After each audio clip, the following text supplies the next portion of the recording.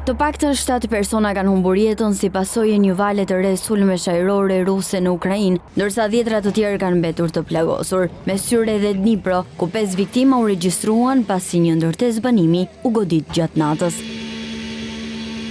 Presidenti i Ukrainës Volodymyr Zelensky deklaroi se sulmi zgjati pothuajse gjatë gjithë natës, ndërsa ekipet e shpëtimit vazhdojnë kërkimet në Ronoja për të mbijetuarit.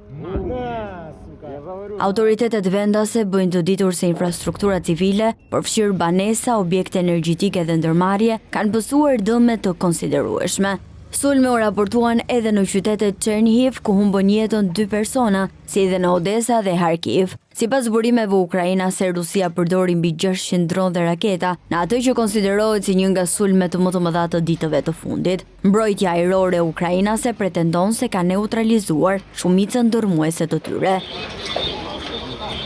Ndërkohë tensionet janë reflektuar edhe për te kufive të Ukrainës. Romania njoftoi se po heton rënien e një objekti në territorin e saj pranë kufirit gjatë kohës së sulmeve. Autoritetet rumune sqaruan se avionët britanik të vendosur në vend nuk kanë hyrë në hapësirën ajrore ukrainase dhe nuk kanë ndërhyrë ndaj dronëve rus. Nga ana tjetër, edhe Ukraina ka ndërmarrë sulme me dronë në territorin rus. Ministria ruse e mbrojtjes deklaroi se ka rrëzuar 127 dronë në disa rajone, ndërsa pretendon gjithashtu se ka marrë kontrollin e një fshati në rajonin Kharkiv, një pretendim që nuk është konfirmuar nga pala ukrainase.